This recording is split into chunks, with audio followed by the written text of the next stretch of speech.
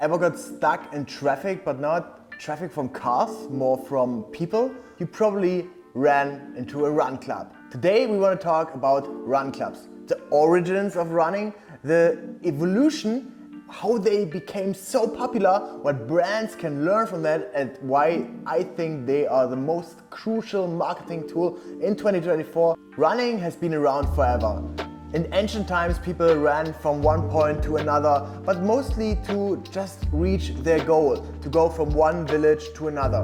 In the 50s and 60s were the first time when people started running for recreational purposes.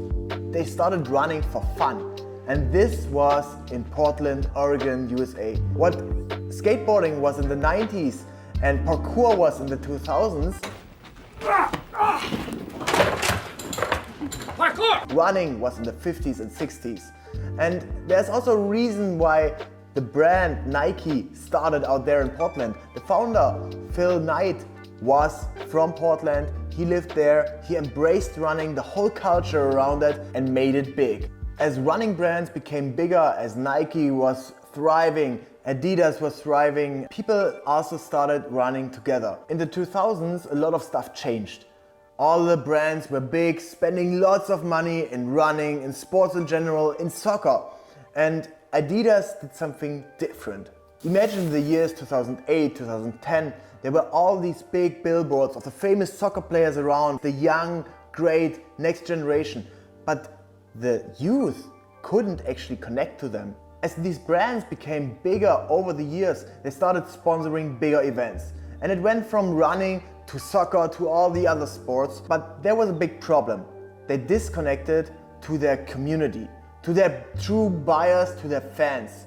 So on the one side, you had all these famous soccer players wearing Adidas and Nike and all that. And on the other hand, you had the people just from the local town, and they couldn't connect to these brands. So Adidas did something different. My old friend and mentor, Yusuf Hamuda, he was the head of culture at Adidas.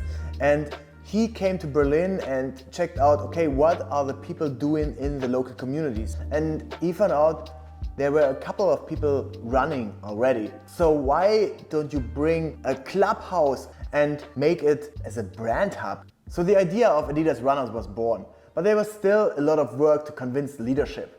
So he took the management team, the board, the CEO and all of them on a run through the local communities. This is how running can look. And it's not about pace and being the fastest and all that. It's about community, it's about meeting friends, and it's about exploring your local neighborhood. The pilot project in Berlin in 2015 was super successful. So they rolled it out.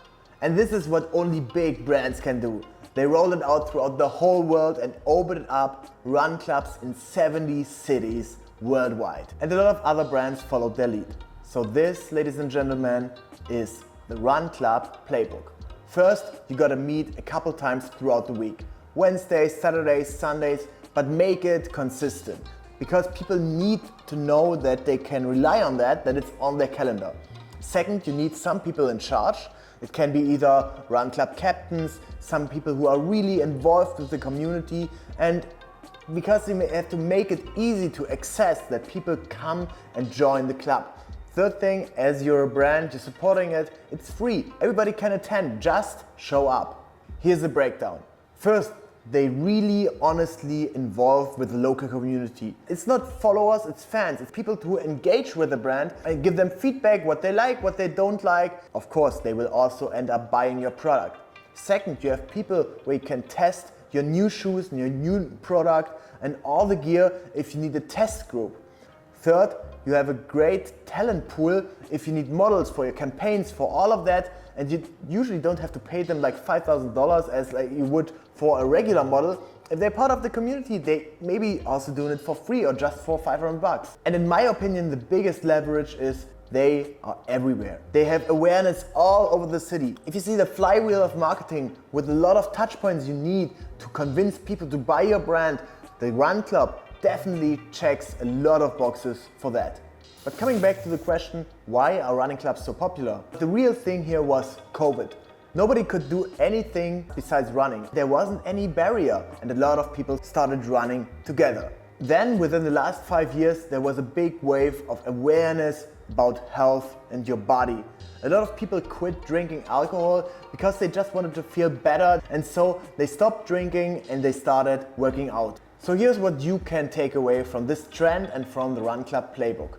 I don't say everyone should start a run club right now, but it's definitely an option to gain a lot of reach for a cheap amount of money.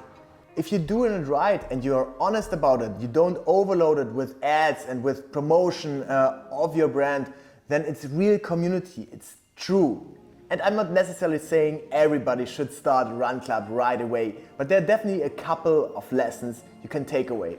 You're creating a lot of value because you're bringing people together, you help them to work out, to achieve their health goals. You're creating a true community event that will bring people together because you're building community and you're not just showing ads. And you're creating your experience in real life. Nobody wants to be on these Zoom calls, digital apps and all that. The only thing that humans always seek is human connection, human experience and moments that you'll never forget. I forget all my meetings, all my Zoom calls instantly. But the run I did the first time I came here to Los Angeles, I will never forget.